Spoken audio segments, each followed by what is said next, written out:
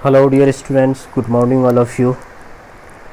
Dear students, let us come to the point today directly कि जैसा कि हम लोग जानते हैं कि पिछले वाले वीडियो अभी क्या चल रहा है, टेंस चल रहा है। टेंस का सेकेंड वाला वीडियो अपलोड हो चुका है। आज वाला वीडियो जो है बच्चे, ये सेकेंड वाला वीडियो होगा। कौन वाला वीडियो होगा बच्चे?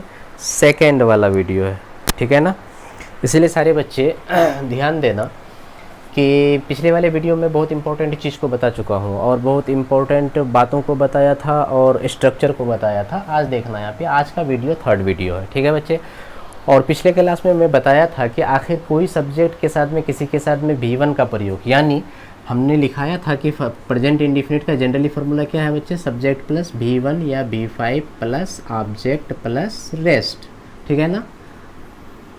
अब गौर से यहाँ पर देखना बच्चे कि, और मैं इस बात को भी बताया था तुम लोगों को, सारे बच्चे अगर ध्यान रखे होंगे तो जैसे है ईट है, एट है, ईटेन, ईटिंग, ईट्स, क्लियर ना।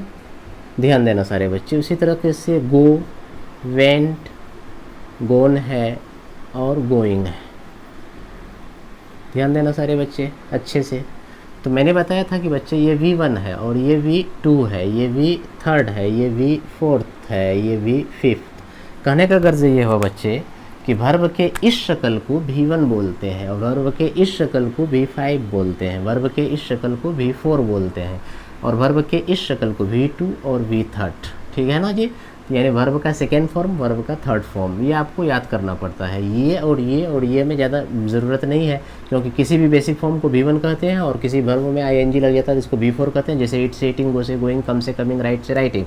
और किसी भी वर्ब बेसिक फॉर्म में S या ES लग जाता है तो इसको V5 कहते हैं। तो इस टेंस में यानी प्रेजेंट इंडिफिनिट टेंस में बच्चे V1 या V5 का इस्तेमाल होता है। तो हम कैसे जानेंगे कि यहाँ कहाँ पर V1 का प्रयोग होगा, कहाँ पर V5 का प्रयोग होगा? तो इसको गौर से पहले समझना। एक वाक्य है कि वह मुझे रात में परेशान करता है, वह मुझे रात में परेशान करता है। रात में या रात को परेशान करता है, गौर से देखना, परेशान करता है। तो अब यहाँ पर देखो बच्चे, अब फिर एक वाक्य है कि मैं उसको रास्ते में तंग करता हूँ, मैं उसको रास्ते में तंग करता हूँ। तो दोनों पहले क्लियर ये करो कि ये प्रेजेंट इंडिफिनिट टेंस है, तो बिल्कुल है, ता है, ते है, ती है, आ गया। तो अब यहाँ पर गौर से देखो कि ये क्या है? सब्जेक्ट है और क्या कहते हैं, वह सब्जेक्ट है, मुझे ऑब्जेक्ट है, परेशान करता है ये वर्ब है और रात में ये जो बच्चे रेस्ट है, क्लियर ना।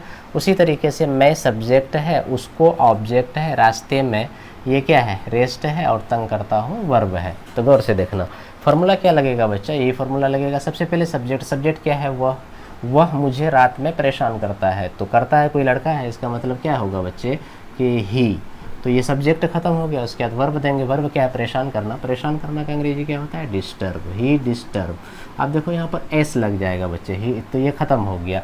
तो उसके बाद क्या बचा? Object formula. ऑब्जेक्ट कौन है जी? मुझे का अंग्रेजी क्या होता है? मी। तो ये खत्म हो गया। और रास्ते में ये क्या है बच्चे? रेस्ट। रेस्ट को कहाँ देते हैं? यहाँ पर देते हैं, ठीक है। तो रात क्या है? रात में, तो एट नाइट। इसका इस्तेमाल इन नाइट नहीं बोलना, एट नाइट। ये वाक्य सही है बिल्कुल। तो अब यहाँ पर गौर से देखो बच्चे कि यहाँ पर क्या है कि V5 का इस्तेमाल हो गया, लेकिन मैं उसको रास्ते में तंग करता हूँ। तो मैं सब्जेक्ट है, मैं का अंग्रेजी क्या होता है जी? आई। ये बच्चा ख़त्म। उसके बाद वर्ब दो, वर्ब तंग करना मतलब डिस्टर्ब या टॉर्चर, कुछ भी कर दो। तो ये बच्चा ख़त्म। उसके बाद फार्मूला ऑब्जेक्ट का उसको, तो हिम मर्द है, तो ठीक है। तो ये हो गया। उसके बाद क्या है बच्चे? आगे देखो, रास्ते में, और रास्ते में का इस्तेमाल, ये रेस्ट है, रेस्ट को रेस्ट के स्थान पर देखेंगे, ऑन द वे का इस्तेमाल हुआ। तो पता ये चला बच्चे, दरअसल हमको यहाँ दिखाना ये है कि यहाँ पर V1 का इस्तेमाल हुआ, V5 का इस्तेमाल हुआ, यहाँ पर V1 का इस्तेमाल हुआ। यानी ये V1 है, यानी वर्ब में जब S या ES नहीं लगता है इसको V1 बोलते हैं, और जब वर्ब में S या ES लग जाता है तो इसको V5 बोलते हैं। क्या बोलते हैं बच्चों? V5 बोलते हैं। अब यहाँ पर ध्यान दो गौर से कि हम कैसे जानेंगे। आप जानते हैं सर आई के साथ में V1 का प्रयोग कर दिए और ही के साथ में V5 का प्रयोग कर दिए, तो हम कैसे जानेंगे? तो आप देखो बच्चे, इसी पॉइंट को आज मैं समझाऊंगा, गौर से सारे बच्चे समझना।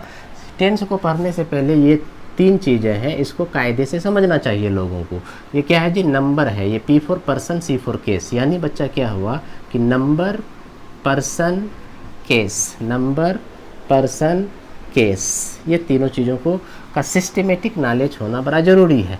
तो अच्छा, यहाँ पर अगर मैं सबसे पहले नंबर की बात करूँ, नंबर तो गौर से समझना, नंबर दो तरह के होते हैं बच्चे, ठीक है ना, सिंगुलर नंबर और प्लूरल नंबर। सिंगुलर यानी मैं इसका बात कर रहा हूँ, किसका, पहले नंबर का, फिर पर्सन का, फिर केस का बात करूँगा। तो सिंगुलर नंबर और जा करके प्लूरल नंबर, याद रखना हमेशा। सिंगुलर नंबर, नंबर कितने तरह के, दो तरह के, singular number and plural number. तो ठीक है बच्चे, अब यहाँ पर देखो जैसे एग्जांपल 1 बॉय, ठीक है, लेकिन यहाँ पर क्या हो जाएगा कि 2 या 3 या 4 या 100 कुछ भी, यानी एक से ज़्यादा होगा तो ये बॉयज़ हो जाएगा। इसी तरह से 1 हाउस, लेकिन 2 हाउसेस, 3 हाउसेस, 4 हाउसेस, मतलब कहने का अगर ये हुआ बच्चे कि ये नंबर क्या है, कि नंबर ग्रामर का एक चैप्टर है, यानी number is the chapter of a grammar which tells us the numerative value of something. मतलब ये हुआ कि ये नंबर जो है ग्रामर का एक चैप्टर है, ये न्यूमेरेटिव वैल्यू यानी संख्यात्मक मान को बताता है, 1 है या 2 है या 50 है, कितना है। तो इसीलिए ये न्यूमेरेटिव वैल्यू यानी संख्यात्मक मान को बताता है। और ये दो तरह का होता है, क्या जी, एक सिंगुलर नंबर और प्लूरल नंबर। सिंगुलर नंबर हुआ ये एक को बताता है, सिंगल थिंग को बताता है। और ये जो प्लूरल नंबर होता है तो ये प्लूरल नाउन, यानी मतलब हुआ कि एक से जायद, एक यानी 2, 3 अरब खरब मिलियन चले आए, यानी एक से ज़्यादा। मतलब ये हुआ कि सिंगुलर नंबर क्या होता है कि singular number indicates single thing, ठीक है, लेकिन प्लूरल नंबर क्या होता है कि in indicates more than single things, more than single things, मतलब एक से जायद को, यानी more than one thing, more than single thing, ठीक है। तो मोर देन वन थिंग को ये बताता है, एक से ज़्यादा वो प्लूरल। तो इतना ये बात तो सारे बच्चे जान ही रहे होंगे पहले से, लेकिन अगर नहीं जानते हो तो इसको समझ जाओ। आगे आओ, देखो बच्चे, पर्सन है, क्या है, एक बहुत इंपॉर्टेंट चैप्टर है पर्सन। जब पर्सनल प्रोनाउन पढ़ाऊँगा तो मैं वहाँ से डिटेल से बताऊँगा इसके बारे में, लेकिन अभी सिंपली ये समझ जाओ कि पर्सन जो होता है ये 3 तरह का होता है। क्या क्या होता है बच्चे, याद रखना मेरे साथ में, फटाफट लिखते जाना। फर्स्ट पर्सन क्या होता है, फर्स्ट पर्सन, और जाकर के second person, first person, second person, अब जाकर के तीसरा नंबर पे, थर्ड नंबर पे थर्ड पर्सन। क्या जी, थर्ड पर्सन, थर्ड पर्सन, याद रखना बच्चे, हमेशा अच्छे से याद रखना है इसको। क्या होता है फर्स्ट पर्सन, क्या होता है सेकेंड पर्सन, और क्या होता है थर्ड पर्सन।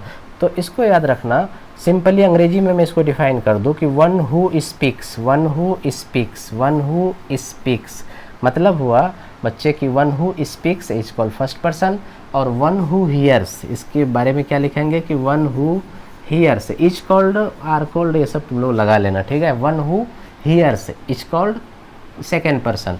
और इसके बारे में क्या बताएंगे बच्चे, सिंपली मैं शॉर्ट में बता रहा हूँ कि about whom something is spoken, about whom something is spoken, यानी जिसके बारे में कुछ बोला जाए। तो पहले मैं इसको ऐसे करता हूँ बच्चे कि तुम लोग इज कॉल्ड, आर कॉल्ड ये कर देना, मैं यूँ कर देता हूँ, ठीक है, ये इतना टाइम नहीं है, ठीक है, तो इसीलिए तुम लोग आगे कर लेना, ठीक है। आगे देखो यहाँ पर बच्चे, इसका सिंपल हिंदी में अगर बोलें तो इसका मतलब हुआ कि बोलने वाला, क्या जी, बोलने वाला। और ये हो गया जाकर के सुनने वाला, ये क्या हो गया, सुनने वाला, ठीक है। और आगे देखो कि जिसके बारे में कुछ बात किया जाए, जिसके बारे में कुछ बोला जाए, जिसके बारे में कुछ बोला जाए, जिसके बारे में कुछ बोला जाए, क्लियर। तो अब इसको ध्यान रखना बच्चे, गौर से समझोगे क्या होता है। मैं एक एग्जांपल देता हूँ, तुम लोग ध्यान से सुनो। जैसे मैं बोलूँगा कि APJ अब्दुल कलाम महान साइंटिस्ट थे, और APJ अब्दुल कलाम लोकप्रिय राष्ट्रपति थे। तो अब यहाँ पर गौर से तुम लोग सुनो बच्चों कि APJ अब्दुल कलाम महान साइंटिस्ट थे। तो इस सेंटेंस को बोल कौन रहा है, APJ अब्दुल कलाम महान साइंटिस्ट थे, इस सेंटेंस को बोल रहा है कौन, मैं, और सुन रहा है कौन, तुम। बात किसके बारे में हो रही है, APJ अब्दुल कलाम के बारे में। तो याद रखना हमेशा बोलने वाला जो होता है, बोला अभी इस बात को कौन, मैं, तो बोलने वाला फर्स्ट पर्सन कहलाता है, सुनने वाला, जैसे सुन रहे हो मेरी बात को कौन, आप लोग, तो यू, तो यू क्या हो गया, सेकेंड पर्सन। और बात किसके बारे में हो रही थी, एपीजे अब्दुल कलाम के, तो एपीजे अब्दुल कलाम क्या हो गया, थर्ड पर्सन। इसीलिए मैं लिखाया हूँ बच्चे कि फर्स्ट पर्सन किसको कहते हैं, कि वन हु का मतलब याद रखना, वन मतलब एक, हु मतलब कौन, एक कौन नहीं, ये एक फ्रेज है जिसका मतलब होता है वन हु का मतलब जो, तो वन हु स्पीक्स, जो बोलता है, यानी बोलने वाला, उसी को क्या कहते हैं बच्चे, फर्स्ट पर्सन। तो इसका एग्जाम्पल देखो, बोला था कौन अभी, मैं, तो आई हो गया फर्स्ट पर्सन और इसका प्लूरल होता है वी, बस इसको याद रखना, सिंगुलर प्लूरल, ये क्या है, फर्स्ट पर्सन सिंगुलर नंबर, ये क्या है जी, फर्स्ट पर्सन प्लूरल नंबर। तो इतना याद रखना। आप मेरी बात को सुना था कौन, तुम लोग, तो तुम लोग जो सुने, तो तुम लोग बच्चा क्या हो गया, सेकेंड पर्सन हो गया, तो यानी यू, और इसका प्लूरल भी होता है यू, बस इसको इतना याद रखना। अच्छा आगे देखो क्या, कि जिसके बारे में बोला जाता है, यानी बोले किसके बारे में, एपीजे अब्दुल कलाम। एपीजे अब्दुल कलाम क्या है जी, मर्द है, और मर्द है तो मर्द के लिए क्या लगाते हैं, पर्सनल प्रोनाउन, प्रोनाउन क्या लगाते हैं, पर्सनल प्रोनाउन, तो ही, तो यानी एपीजे अब्दुल कलाम के बदले में क्या लगाएंगे, ही, यानी वह महान थे, यही ना बोले, एपीजे अब्दुल कलाम महान साइंटिस्ट थे, यानी वह महान साइंटिस्ट थे। अच्छा अगर बोलेंगे ममता बनर्जी दमदार औरत है, तो कौन है, तो ममता बनर्जी। ममता बनर्जी क्या है जी, प्रॉपर नाउन है, और इसका पर्सनल प्रोनाउन के लिए क्या इस्तेमाल करेंगे, सी का, तो यानी वह दमदार लेडी है, तो क्या बताएंगे, लिखेंगे उसके लिए सी। और नेचुरल घटना को बताने के लिए, नेचुरल घटना ये छोटे छोटे जीव जंतु को बताने के लिए, और फिर निर्जीव चीज़ों को बताने के लिए इट का इस्तेमाल करते हैं, ठीक है जी। जैसे वर्षा होती है, मतलब ये नेचुरल घटना, इसलिए इट का प्रयोग करेंगे, तो इट रेन्स, यह होती है मतलब वर्षा होती है, तो यहाँ पर इट किसके लिए आया है, वर्षा के लिए। तो बात हम किसके बारे में करते हैं, यानी बोलेंगे क्या, जुलाई के महीने में वर्षा होती है, तो कौन होती है, यानी वर्षा मतलब वर्षा बरसती है, तो किसके बारे में बात कर रहे हैं, वर्षा, तो नेचुरल घटना है, वर्षा क्या हुआ, नेचुरल घटना, तो नेचुरल घटना यानी रेन नेचुरल घटना है, उसके लिए इट का प्रयोग करते हैं। तो इट का प्रयोग किए, तो हम लोगों को याद रखना है कि ये थर्ड पर्सन सिंगुलर नंबर है, और उसका प्लूरल क्या होता है, दे होता है। तो याद रखना बच्चे हमेशा, अगर कभी कोई तुमको पूछे आई और वी के बीच में क्या फ़र्क है, तो कहना कि फ़र्क कोई नहीं है, सिंपल ये है कि आई जो है ये फर्स्ट पर्सन है, आई फर्स्ट पर्सन सिंगुलर नंबर है, वी जो है ये भी फर्स्ट पर्सन है, लेकिन ये प्लूरल नंबर है। उसी तरीके से अगर कोई पूछ दे कि सेकेंड ये यू और वी में क्या फ़र्क है, तो फटाक से बोलना है क्या, वी और यू में फ़र्क ये है कि फर्स्ट ये क्या है, वी क्या है, फर्स्ट पर्सन प्लूरल नंबर, लेकिन ये क्या है कि यू क्या है, सेकेंड पर्सन सिंगुलर नंबर या प्लूरल दोनों। ओके आगे देखो यहाँ पर बात बच्चे कि ही सी इट, इसको क्या कहते हैं, थर्ड पर्सन। तो ये सब याद रखना, ही सी इट ये थर्ड पर्सन सिंगुलर नंबर है, और क्यों, ये सिंगल को बताता है, ठीक है ना। और उसके बाद इधर देखो ये कि ये दे जो है ये थर्ड पर्सन प्लूरल नंबर है, दे, तो याद रखना बच्चे। तो अब देखो गौर से, तो कितना तो हो गया, ये काइंड जो है, पर्सन का काइंड कितना है, 3, first person second person third person. लेकिन अगर देखेंगे इन नंबर यानी संख्या में कितना है बच्चे, ये 7 है, कितना है संख्या में, 7 है। जैसे आई वी कितना हुआ, आई वी, उसके बाद यू कॉमन है, ठीक है ना, तो एक को ले लेते हैं यू, और उसके बाद आगे देखो ही सी इट, तो ही सी इट, ठीक है, और उसके बाद बचा क्या, दे। तो आप इसको काउंटिंग करो अगर, तो तुमको पता चलेगा 7, 1 2 3 4, यानी 1 2 3 4 5 6 7, तो ये 7 आइटम्स है। ये सातों पर्सन को तुमको जानना है, और इसमें ये जानना है कि इसमें कौन क्या है। अब नियम आता है कि थर्ड पर्सन सिंगुलर नंबर के साथ में प्रेजेंट इंडिफिनिट में क्या लगता है, भी थर्ड पर्सन सिंगुलर नंबर के साथ में V5 का इस्तेमाल होता है। अब आपको थर्ड पर्सन सिंगुलर नंबर मालूम नहीं है, तो वहाँ पर थोड़ी दुश्वारी हो सकती है। तो इन्हीं बातों को आसान बनाने के लिए मैं इस तरीके से अभी बता रहा हूँ, इसको याद रखना, पूरी ज़िंदगी में क़यामत तक जब तक तुम्हारी हयात रहेगी बच्चों, कोई दुश्वारी नहीं होगी। तो सारे बच्चे मैं उम्मीद करता हूँ कि इसको एकदम बिल्कुल क्या कर लो, नोट डाउन। अच्छा एक बार मैं फिर से बता देता हूँ इसको, बोलने वाला फर्स्ट पर्सन, सुनने वाला सेकेंड पर्सन, जिसके बारे में बात हो वो थर्ड पर्सन। जैसे मैं बोल रहा हूँ क्या कि शाहरुख खान बहुत अच्छा हीरो है, तो बोल रहा है कौन जी, मैं, तो मैं हो गया क्या, फर्स्ट पर्सन, और इसका प्लूरल होता है भी, याद रखना। सुन रहा है कौन, तुम लोग, ये क्या हो गया जी, सेकेंड पर्सन हो गया, सेकेंड पर्सन, गौर से देखना, सेकेंड पर्सन क्या, यू, तुम लोग, तो यू इसका प्लूरल यू होता है। और बात कर रहे हैं किसके बारे में, चाहे दीपिका पादुकोण हो तो उसके लिए, या शाहरुख खान तो ही, दीपिका पादुकोण तो क्या करेंगे जी, शी, और नेचुरल घटना कोई है तो उसके क्या करेंगे, इट। और हमको याद रखना है कि ही सी इट ये थर्ड पर्सन सिंगुलर नंबर है, और उसका प्लूरल क्या होता है, दे। तो मतलब क्या हुआ जी, बोलने वाला फर्स्ट पर्सन, सुनने वाला। अच्छा जी, कभी कभी जाहिल लोग भी होते हैं जो मतलब अंग्रेजी कभी नहीं पढ़ा होगा, या वो first person second person third person वो नहीं जान रहा है, लेकिन फिर भी देखना 2 आदमी झगड़ा कर रहा है और तीसरा आदमी आकर के बोल रहा है, तो जो झगड़ा, यानी मान लो कि ये ए है बी, दोनों आपस में झगड़ रहा है, तो अब देखो कि ये अगर आपस में झगड़ रहा है ये दोनों, तो ये बोल रहा है यानी ए बोल रहा है, तो अभी क्या कर रहा है, कुछ देर के लिए बी सुन रहा है, तो ये फर्स्ट पर्सन हो गया और बी सेकेंड पर्सन हो गया। अब इसको बोला हो गया, अब क्या है कि ये गुस्सा में कुछ बोल रहा है बी, तो अब ये सुन रहा है, तो बी अब क्या हो गया जी, फर्स्ट पर्सन हो गया और ये क्या हो गया, सेकेंड पर्सन हो गया। तो कभी कभी देखोगे कि जाहिल आदमी या दो आदमी झगड़ा कर रहा है, तो क्या बोलता है, देखो समझने वाली बात है कि वो जाहिल है, कभी ग्रामर नहीं पढ़ा है, वो नहीं जानता है नाउन प्रोनाउन पर्सन क्या होता है, लेकिन बोलता है हम दोनों के बीच में कोई थर्ड पर्सन नहीं आएगा।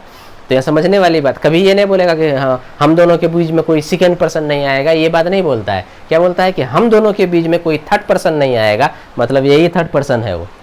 मतलब हम क्या बोल रहा है वो कि हम दोनों के बीच में कोई थर्ड पर्सन नहीं आएगा, मतलब वो भी जान रहा है कि हम दोनों के बीच में, यानी अगर मैं बोल रहा हूँ तो वो मैं फर्स्ट पर्सन, और मैं जिससे झगड़ा कर रहा हूँ यानी मैं बोल रहा हूँ तो फर्स्ट पर्सन, वो सुन रहा है तो सेकंड पर्सन। अब वो बोल रहा है तो वो फर्स्ट पर्सन और मैं सेकंड पर्सन, तो first person second person, first person second person, first person second person, कभी ये फर्स्ट पर्सन हो रहा है, कभी ये सेकंड पर्सन हो रहा है, कभी ये फर्स्ट पर्सन हो रहा है, ये सेकंड पर्सन। तो वो जान रहा है कि हम दो आदमी है तो फर्स्ट पर्सन सेकंड पर्सन, लेकिन कोई आदमी आकर के वो बोले, तो इसीलिए क्या बोलते हैं कि हम दोनों के बीच में कोई थर्ड पर्सन नहीं आएगा। जाहिल आदमी भी बोलता है, तो इसको समझना तुम लोग। तो चलो एक बात ये हो गई बच्चों। तो अब देखो यहाँ पे कि नियम है कि फर्स्ट पर्सन क्या कहते हैं, सब प्रेजेंट इंडिफिनिट का फॉर्मूला है सब्जेक्ट प्लस V1 या V5 plus object plus rest. तो अब यहाँ पर देखो कि इसके साथ में यहाँ पर हम क्या बताया अभी कि देखो सब्जेक्ट अगर ही है तो V5, सब्जेक्ट अगर आई आ गया तो V1। तो सर आप जानते हैं इसीलिए कर दिए, हम कैसे जानेंगे कि कहाँ पर क्या लगाएंगे। तो आप इस सबसे पहले पर्सन समझ गए। अब देखो बच्चे इसको आओ फटाफट एकदम बिल्कुल अच्छे से राइट डाउन कर लेना, इसको अच्छे से लिख लो, मैं मिटा दे रहा हूँ, तुम सारे बच्चे नोट्स बना लेना। अब देखो आते हैं कि सर कहाँ पर क्या लगाएंगे और कहाँ पर क्या नहीं लगाएंगे। मुझे क्या पता कि इसके साथ में V5 लगेगा और किसके साथ में V1 का प्रयोग होगा, आप जानते हैं, तो इसीलिए फटाफट बना दे रहे हैं। मुझे तो पता नहीं, ओके बता दे रहा हूँ, लेकिन तुमको भी कभी अब दुश्वारी नहीं होगी, लेकिन ईमानदार बच्चा रहोगे। If you very consciously and carefully whatever I am just teaching you, अब these items if you upload in your brain that means forever और save in your brain forever, तो throughout your lifetime you will not have to face any difficulty at all related to anything in English. You will not have difficulty. अंग्रेजी पढ़ने सीखने बोलने लिखने में कुछ भी दुश्वारी कभी ज़िंदगी में तुमको नहीं होगी। और एक बात रिक्वेस्ट करता हूँ, ये जितनी बातों को मैं तुमको बता रहा हूँ तुम भी अपने अगल बगल वाले बच्चों को बताना, या फिर कोई भी बच्चा ग्रेजुएट हो या पोस्ट ग्रेजुएट हो, कंपटीशन का तैयारी कर रहे हो, तो ये सारी चीज़ वहाँ पर काम देगा। तो और याद रखना हमेशा, अभी जो नंबर पर्सन केस के बारे में बताया, तो कोई भी एग्जाम नहीं है जहाँ पर केस नहीं पूछता है कम्पिटिटिव एग्जामिनेशन, वो किसी न किसी तरीके से मतलब कॉमन एरर होगा या फिर स्पॉटिंग एरर, कॉमन एरर, और फिर पैसेज देगा कहीं पर घुसा के वो पजेसिव पे कह देगा कि which portion of the sentence has error, sentence का किस पोर्शन में एरर है, तो आपको वहाँ पर सेलेक्ट आउट करना है कि अच्छा कहाँ है। तो केस नंबर पर्सन का अच्छे से इल्म होना, जानकारी होना बहुत ज़रूरी है। तो इसीलिए बच्चे अभी तो ट्रांसलेशन में इसका बहुत ज़्यादा काम पड़ने वाला है। तो लेकिन पहले किसके साथ में V1 लगेगा, किसके साथ में V5 लगेगा, मैं इसको कायदे से समझा दे रहा हूँ, आप सारे बच्चे समझना गौर से। तो याद रखना बच्चे, यहाँ पर NB लिखते हैं, NB जहाँ पर इंपॉर्टेंट पॉइंट रहता है मैं NB से डिनोट करता हूँ। तो याद रखना कि इस टेंस में अगर सब्जेक्ट क्या रहे बच्चे, आई रहे, वी रहे, यू रहे और दे रहे, आई रहे, वी रहे, दे रहे, दो नाम रहे रानी एंड मोनी, मान लो रानी एंड मोनी रहे, और जा करके पजेसिव केस रहे, लेकिन इसके बाद प्लूरल नाउन रहे, तो अगर ये सब सब्जेक्ट रहे तो V1 का प्रयोग होगा। अब पता चला जी कहाँ पर V1 का प्रयोग होगा। तो याद रखना अगर इस टेंस में, प्रेजेंट इंडिफिनिट टेंस में सब्जेक्ट क्या रहे जी, आई, वी, यू और दे, रानी, मोनी और possessive case plus plural noun जैसे माई फ्रेंड्स, तो ये सब अगर सब्जेक्ट रहेगा, ये VVI है बच्चे याद रखना हमेशा, तो इसको क्या कहेंगे कि वहाँ पर V5 का प्रयोग, V1 का प्रयोग होगा। जैसे एग्जाम्पल देता हूँ, अभी फटाफट समझोगे तुम लोग सारे बच्चे।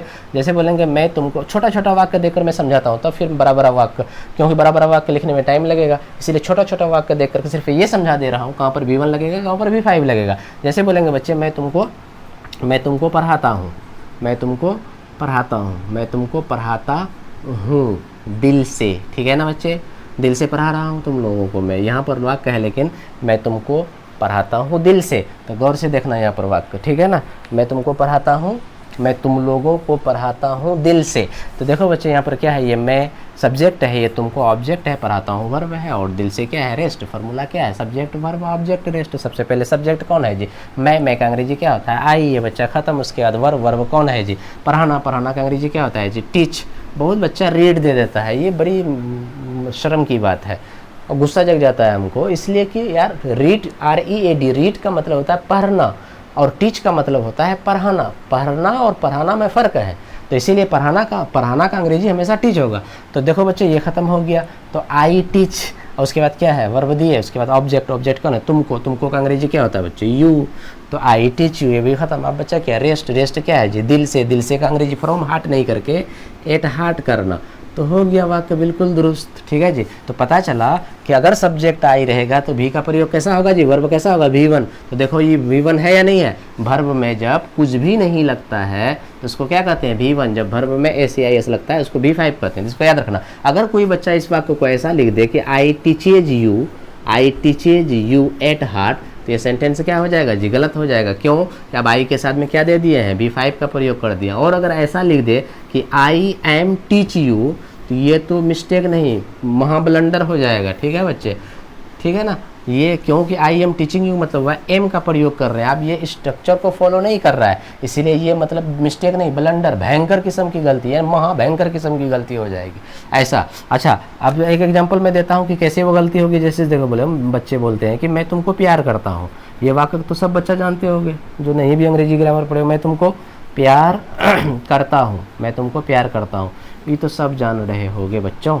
मैं सब्जेक्ट है, तुमको ऑब्जेक्ट है, प्यार करता हूँ वर्ब, तो फॉर्मूला है सब्जेक्ट वर्ब ऑब्जेक्ट, इसमें रेस्ट नहीं देंगे, तो मैं क्या है जी, इसमें सबसे पहले सब्जेक्ट तो आई हुआ, ये बच्चा खत्म। और प्यार करना का क्या होता है बच्चे, लव होता है, तो ये खत्म। अब तुमको तो यू, तो ये तो हज़ारों बच्चा बोलता है, किसी किसी को, तुम लोग भी बोले होगे आई लव यू, जो नहीं जानता है वो भी, तो ये सेंटेंस राइट है, आई लव यू। ठीक है, बोलना नहीं किसी को ऐसे ही विदाउट एनी रीजन।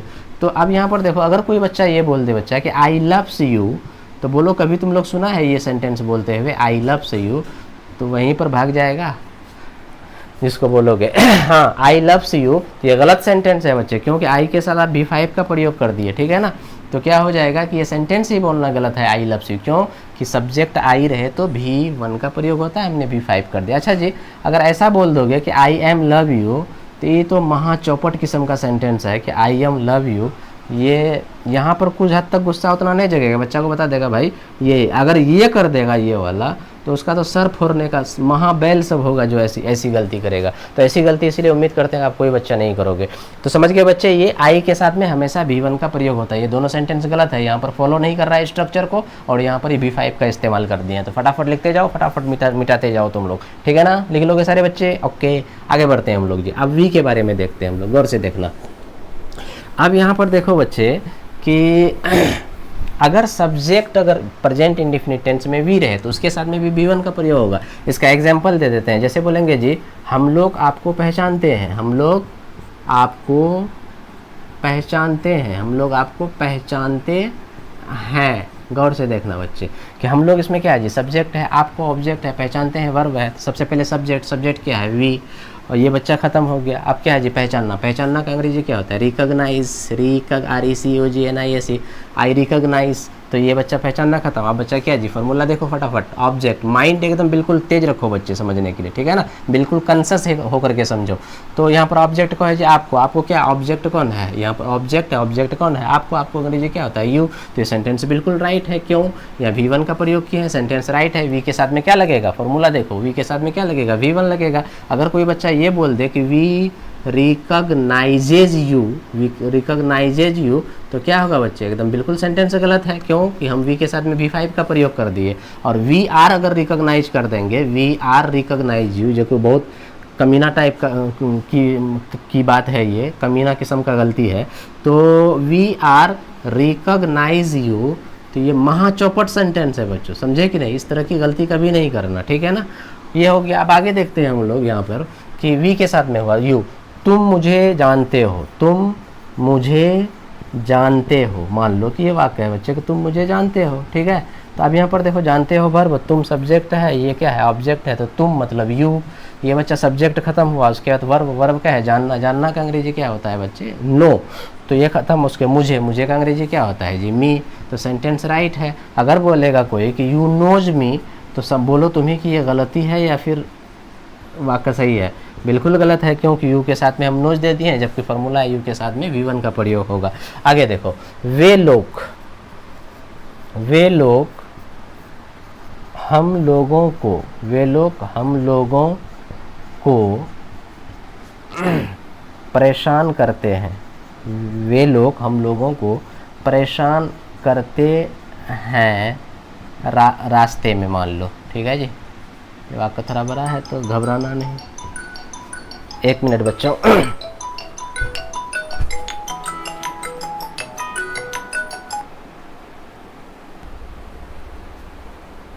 तो मैं क्या बता रहा था बच्चे, गौर से देखना यहाँ पे कि वे लोग हम लोगों को परेशान करते हैं रास्ते में, गौर से समझना।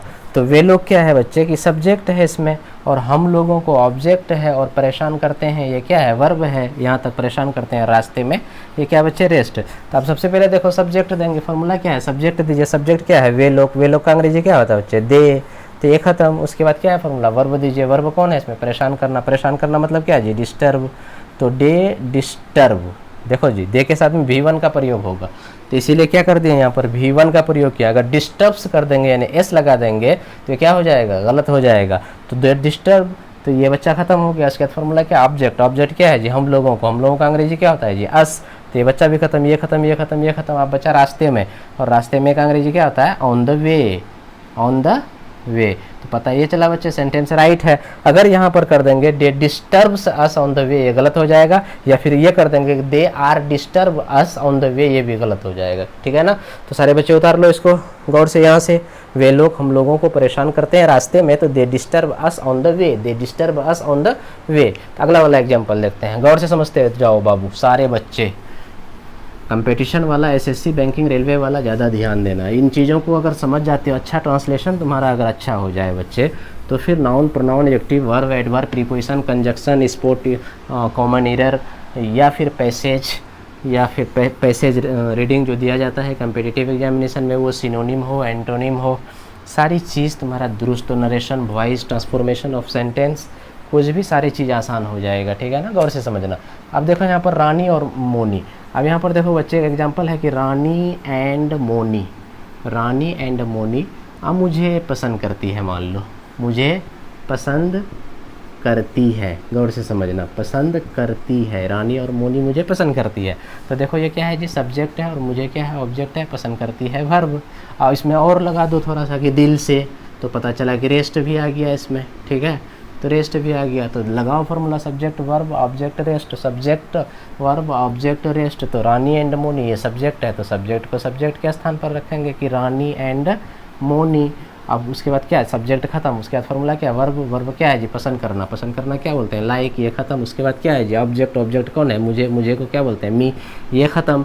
और उसके बाद दिल से, एट हार्ट। दिल से का अंग्रेजी हार्ट। तो अब यहाँ पर गौर से देखो जी बच्चों कि रानी एंड मोनी क्या दिए हैं, लाइक मी दिए हैं। अगर यहाँ पर लाइक्स कर देंगे यानी एस लगा देंगे तो गलत हो जाएगा। क्यों जी, क्या बताए, 2 नाम, 3 नाम, 4 नाम, यानी एक नाम नहीं रहे, सिर्फ एक नाम ना रहे, यानी 2 नाम रहे। जन रानी एंड मोनी 2 नाम है, अगर 2 नाम सब्जेक्ट रहे तो क्या होगा जी, V1 का प्रयोग होगा। इसीलिए V1 का प्रयोग लिखने की ज़रूरत नहीं है। ठीक है, तुम लोग नीचे लिख करके कर सकते हो कि Rani and Moni likes me at heart, उसको गलत कर दो और ये सेंटेंस क्या है जी, राइट है। अगर वैसे करेंगे यानी ये सेम टू सेम रहेगा ऐसे ही। अब यहाँ पर कर देंगे अगर लाइक्स और ये सेम टू सेम यहाँ रहेगा तो गलत हो जाएगा सेंटेंस। क्यों जी, यहाँ पर क्या कर दिए कि Rani and Moni likes me at heart, ये सेंटेंस क्या हो जाएगा, गलत हो जाएगा। आगे देखो बच्चों, ये तो हो गया 2। अब आगे देखो बच्चों, पीसी का मतलब हुआ पजेसिव केस। यहाँ पर जो है पीसी मतलब हुआ पजेसिव केस और पीएन मतलब प्लूरल नाउन। यानी जैसे बोलेंगे कि मेरे दोस्त लोग, मेरे दोस्त लोग, ठीक है, मेरे दोस्त लोग रात में मुझे परेशान करता है, कॉल तो करके मुझे परेशान करता है। तो गौर से यहाँ पर देखना बच्चे, सारे बच्चे, मेरे दोस्त लोग मुझे रात में परेशान करता है। तो मेरे दोस्त लोग ये सब्जेक्ट है, तो मेरे दोस्त लोग मतलब एक दोस्त नहीं, बहुत सारे दोस्त, मतलब हुआ जी माई फ्रेंड्स। क्या हुआ बच्चे, माई फ्रेंड्स। ये जो माई है यही पजेसिव केस है बच्चे, ठीक है, और ये फ्रेंड्स जो है यही प्लूरल नाउन है। तो हमने क्या कहा है, पीसी प्लस प्लूरल नाउन रहे, यानी तो पता क्या चला जी, यहाँ से यहाँ तक ये क्या है, सब्जेक्ट है, यहाँ माई फ्रेंड्स तक क्या हो गया, सब्जेक्ट हो गया। अब क्या है जी, सब्जेक्ट खत्म हो गया, ठीक है, मेरे दोस्त लोग यही सब्जेक्ट था वाक्य में, ये सब्जेक्ट खत्म। उसके बाद ये क्या है, रात में मुझे परेशान करता है, तो ये क्या है, वर्ब है, और क्या कहते हैं, परेशान करना वर्ब, और ये ऑब्जेक्ट, और ये क्या है बच्चे, रेस्ट है। ये सारी चीज़ों को मैं चुनवा दूँगा, 25-26 वीडियो है, यही सब चीज़ को चुनवाए हैं वहाँ पर। तो पिछले वाले सारे वीडियो को देख लेना, तब फिर यहाँ मज़ा आएगा, नहीं तो बिल्कुल मज़ा नहीं आएगा। और जब मज़ा नहीं आता है तो इंसान को बोरियत फीलिंग होती है, और जब बोरियत फीलिंग होगी तो ऑटोमेटिकली तुमको अंग्रेजी सीखने का मन नहीं करेगा, मतलब यार बहुत भारी है। तो इसीलिए systematically each and every videos, whatever videos up to now have been uploaded by me in this very YouTube channel, that is Oxford Union English, you each and every student must very systematically, consistently, strongly, regularly, punctually, सब तरीके से बच्चे एकदम सारे videos को notes देखो, बनाओ, पढ़ो, लिखो, और जाकर के जितना भी मतलब कि एक तरफ से मैं बताया हूँ सबको राइट डाउन कर लो, फिर उसको अगेन एंड अगेन रिवाइज करो। Only revision makes you perfection, और only revision gives you perfection, okay ना।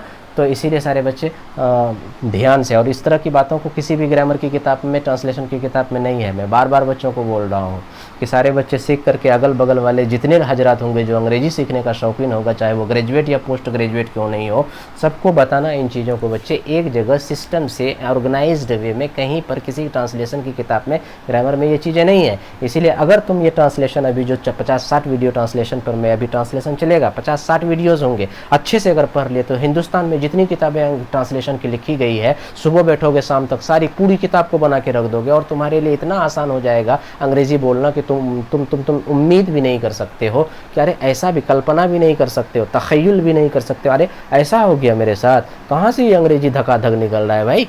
तो इसीलिए बच्चे each and every student, I personally request you, what ever styles and rules and regulations I have learned through out my life time, on the basis of my experiences I am just sharing you, just try to understand what am I just going to teach you or tell you. So these all the things must be kept in your brain forever, and I give you guarantee inshallah no force in the world can make you stop to speak English. Now see the next sentence dear student, कि मेरे दोस्त लोग जो my friends है, ठीक, clear ना। उसके बाद रात में मुझे परेशान करता है, तो आप यहाँ पर देखो जी वर्ब कौन है, परेशान करना, तो वर्ब दो, परेशान करना का अंग्रेजी क्या होता है जी, डिस्टर्ब। क्या होता है बच्चों, डिस्टर्ब। तो माई फ्रेंड्स डिस्टर्ब, ये बच्चा ख़त्म हो गया। अब क्या जी, उसके बाद फॉर्मूला क्या, ऑब्जेक्ट, ऑब्जेक्ट कौन है जी, मी, मुझे, ये बच्चा ख़त्म। अब उसके बाद रेस्ट, रेस्ट कौन है, रात में, तो एट नाइट, इन नाइट मत बोलना बच्चों, ठीक है ना, एट नाइट, ठीक। तो ये सेंटेंस राइट है। अगर कोई आदमी ये बोल दे कि माई फ्रेंड्स डिस्टर्ब्स दे देगा, यानी सेम टू सेम रहेगा माई फ्रेंड्स यहाँ तक।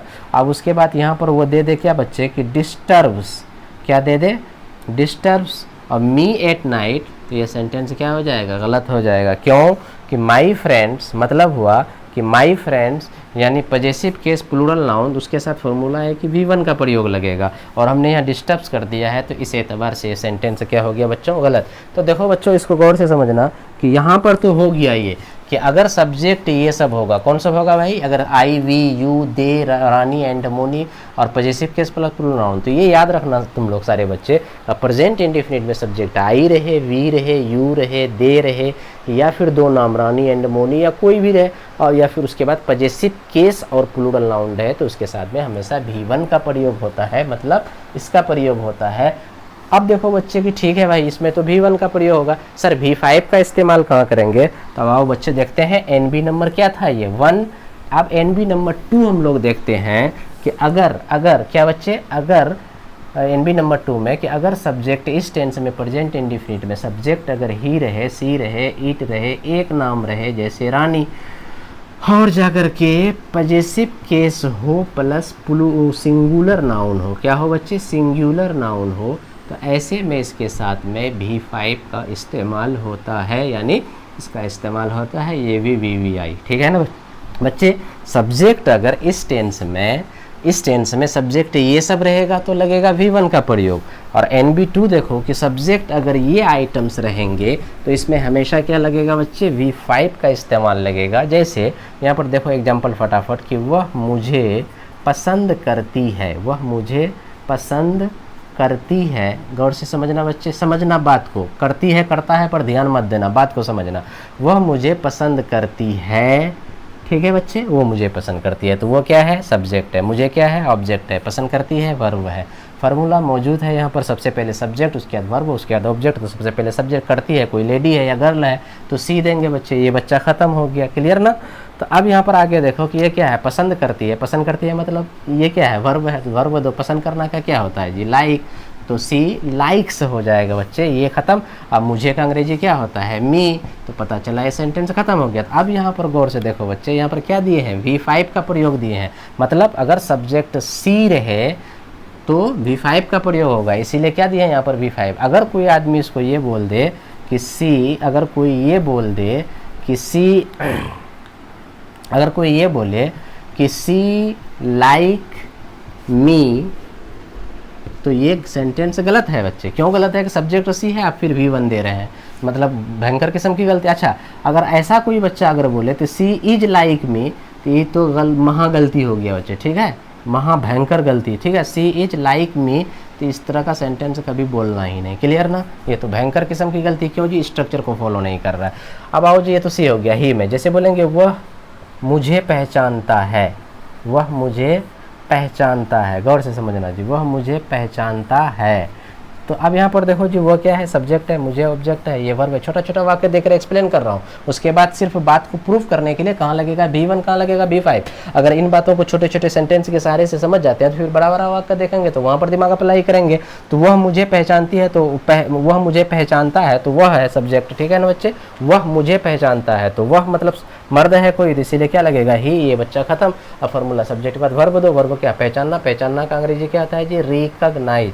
अच्छा, एक बात याद रखना बच्चे, तो ही रिकॉग्नाइजेज हो जाएगा, क्यों कि सब्जेक्ट ही रहेगा तो V5 का इस्तेमाल होगा। तो ही रिकॉग्नाइजेज मी, ठीक है, वो मुझे पहचानता है, सेंटेंस राइट हो गया। अगर कोई बच्चा ये सेंटेंस को ऐसे अगर बोलेगा कि ही रिकॉग्नाइज, सिर्फ रिकॉग्नाइज देगा, एस नहीं लगाएगा, मी, तो क्या होगा बच्चे, गलती। क्यों गलती, इसके कारण गलती कि आप ही के साथ में भी वन लगा रहे हैं। और अगर कोई ऐसे गलती से बोल दे कि he is recognize me, he is recognize me, तो ये तो महा गलती, ठीक है। क्यों स्ट्रक्चर को फॉलो नहीं कर रहा है। अच्छा, एक बात याद रखना ये बच्चे कि ही रिकॉग्नाइज में और नो और रिकॉग्नाइज में फ़र्क है। नो यानी जानना, ये नो और रिकॉग्नाइज में फ़र्क है, ठीक है। ये नहीं कि रिकॉग्नाइज की जगह में नो दे देंगे, नो की जगह में रिकॉग्नाइज, ऐसा नहीं करेंगे। हो सकता है कि जिसको आप जानते हैं उसको आप नहीं पहचानते हैं, ऐसा हो सकता है। लेकिन जिसको आप पहचानते हैं, रिकॉग्नाइज करते हैं, तो उसको आप जानते भी हैं, वो ये आदमी ऐसा है, यहाँ का है, वहाँ का है, ये वो दिस। इसीलिए इसके जगह में उसको, उसके जगह में नहीं। पहचानना का मतलब रिकॉग्नाइज, जानना का मतलब नो। तो अब हो गया बच्चे, ही सी का एग्जाम्पल हो गया, ही और सी का। अब आगे देखो, ये बहुत इंपॉर्टेंट बात है, सारे बच्चे उतार लेना धकाधक, बैक करके, आगे करके, पीछे करके, वीडियो को अच्छे से नोट बनाना बच्चे, तब फिर देखना अंग्रेजी तुम्हारी लौंडी बन जाएगी। आगे देखो बच्चों, ये क्या है आगे कि जैसे एक एग्जांपल है, गौर से देखना कि एग्जांपल है कि वर्षा होती है। गौर से समझना बच्चे इस बात को, मखसूसन वर्षा होती है।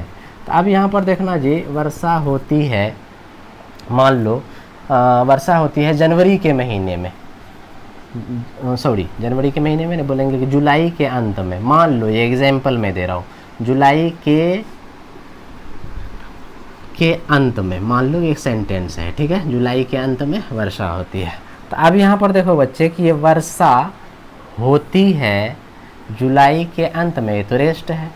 अब यहाँ गौर से समझना कि ये वर्षा होती है का मतलब हुआ बच्चे कि वर्षा बरसती है, वर्षा बरसती है, यानी बरसना, गिरना ऊपर से, इसको याद रखना। यहाँ पर यहाँ पर वर्षा होती है, ये जुलाई के मंथ में रेस्ट है, इसको ध्यान में नहीं रखेंगे। अभी यहाँ पर देखो, वर्षा होती है का मतलब हुआ यानी इज इक्वल टू वर्षा बरसती है।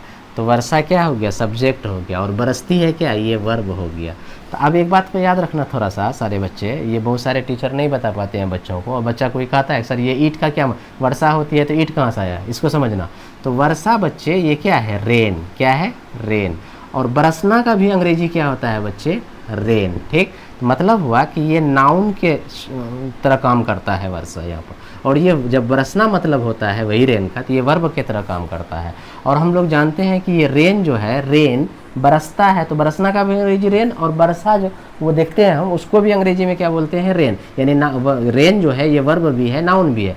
और ये रेन जो है वर्षा, ये नेचुरल घटना है, और नेचुरल घटना को बताने के लिए इट का प्रयोग करते हैं। इसीलिए बच्चे यहाँ पर ये सब्जेक्ट है और ये वर्ब है। तो ठीक है, तो सब्जेक्ट कौन आ गया बच्चे, ये वर्षा के बदले में हम क्या दे रहे हैं, देख रहे हो रेन रेन करते करते इट आया है, तो मतलब इट ये किसके लिए आया, वर्षा के लिए। और बरसना का अंग्रेजी फिर क्या होता है, रेन। तो इट रेन। तो अब यहाँ सब्जेक्ट क्या आ गया जी, इट। तो इट के साथ क्या लगेगा, V5, तो क्या हो जाएगा, इट रेन्स। तो सब्जेक्ट भी खत्म, ये भी खत्म। अब जुलाई के अंत में तो क्या बोलेंगे, at the end of July, at the end of July. बात को समझे बच्चे। अगर कोई ऐसा दे देगा कि इट रेन, सिर्फ रेन दे देगा, इट रेन, और at the end of July, तो ये सेंटेंस तो राइट है। लेकिन ये सेंटेंस भयंकर तरीके से गलती की, इट के साथ में आप रेन का इस्तेमाल कर दिए हैं, इसीलिए ये गलत है। क्लियर बच्चे यहाँ तक। अच्छा, एक बात और जानो, अगर कोई ऐसे दे दे कि it is rain, it is rain, it is rain at the end of July, तो ये भी गलती। क्यों जी, प्रेजेंट इंडिफिनिट है, वाक्य में ता है, ते है, ती है, और क्या कहते हैं, इसमें सब्जेक्टिव कम्प्लीमेंट नहीं है बल्कि ऑब्जेक्ट है। और ऑब्जेक्ट जब रहता है तो फॉर्मूला ये है, सब्जेक्ट प्लस V1 या V5। V1 V5 मतलब एक्शनेबल वर्ब है, ठीक है ना जी, एक्शनेबल, जिसका शक्ल में परिवर्तन हो, ठीक है ना। शक्ल में परिवर्तन का मतलब है जिसका V1 V2 V3 V4 बनता हो। और आप मतलब क्या कहते हैं, स्ट्रक्चर को फॉलो नहीं कर रहे हैं यहाँ पर, तो इसीलिए सेंटेंस क्या हो जाएगा, गलत हो जाएगा बच्चे। तो पता चला कि कहाँ तक समझे हम लोग, इट तक समझे। आप देखो रानी वाला एग्जाम्पल देते हैं, इसको मिटा दो सारे बच्चे, गौर से समझना। अब यहाँ पर देखो जी, एक वाक्य है कि रानी अंग्रेजी बोलती है, रानी अंग्रेजी बोलती है, रानी अंग्रेजी बोलती है। गौर से समझना। तो रानी क्या है बच्चे, सब्जेक्ट, अंग्रेजी क्या है, ऑब्जेक्ट, बोलती है क्या है, वर्ब। तो सबसे पहले रानी सब्जेक्ट है, तो रानी को लिखेंगे कि रानी। अब उसके बाद क्या है, इसके बाद वर्ब देंगे, बोलना। बोलना का अंग्रेजी क्या होता है बच्चे, स्पीक। तो रानी सब्जेक्ट है, तो क्या कहा कि एक नाम अगर हो, जैसे यहाँ पर देखो, एक नाम के साथ में, ऊपर में देखना, दो नाम के साथ में V1 था, लेकिन एक सिंगल नाम रहेगा तो V5 का प्रयोग होगा। इसीलिए बच्चे क्या हो जाएगा, यहाँ पर स्पीक्स हो जाएगा। तो रानी स्पीक्स, तो वर्ब खत्म, सब्जेक्ट भी खत्म, आप बोलती है। उसके बाद ऑब्जेक्ट, ऑब्जेक्ट कौन है जी, अंग्रेजी। अंग्रेजी को क्या बोलते हैं, इंग्लिश। तो रानी स्पीक्स इंग्लिश, ये सेंटेंस राइट है। अगर कोई ये बोल दे कि रानी स्पीक इंग्लिश, सिर्फ यानी इसको V1 कर दे, यहाँ पर V1 यानी S नहीं लगाया है, तो क्या हो जाएगा बच्चे, बोलो तुम ही लोग बोलो। आप अब इतना तो जान रहे गए होगे ना, इतनी बात बता रहा हूँ, थक जा रहा हूँ फिर भी बता रहा हूँ। तो इसका नतीजा दिखना चाहिए कि बच्चों में चेंजिंग्स आ रहा है, परिवर्तन आ रहे हैं, तब्दीलियाँ हो रही हैं। तो अब ये नहीं कि सिर्फ मैं पढ़ा रहा हूँ इतनी मेहनत से, अब तुम लोग नहीं समझ रहे हो, तो दिल फिर टूट जाता है, माई हार्ट एक्स, दिल में दर्द होने लगता है। तो हमेशा याद रखना बच्चे कि रानी स्पीक इंग्लिश, ये सेंटेंस गलत है। क्यों कि रानी थर्ड पर्सन सिंगुलर नंबर है, और थर्ड पर्सन सिंगुलर नंबर के साथ में हमेशा V5 का प्रयोग होता है। तो रानी स्पीक्स इंग्लिश, ये सेंटेंस राइट है, रानी स्पीक इंग्लिश, ये सेंटेंस रॉन्ग है।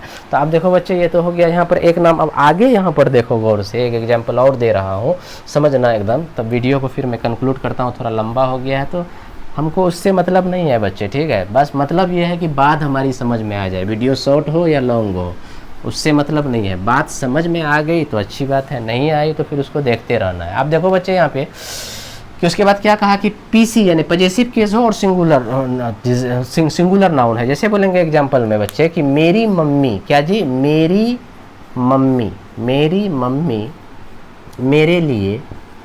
मेरे लिए स्वादिष्ट भोजन, मेरे लिए स्वादिष्ट भोजन बनाती है। मेरी मम्मी मेरे लिए स्वादिष्ट भोजन बनाती है, हफ्ते के एंड में या जनवरी के एंड में, कभी भी।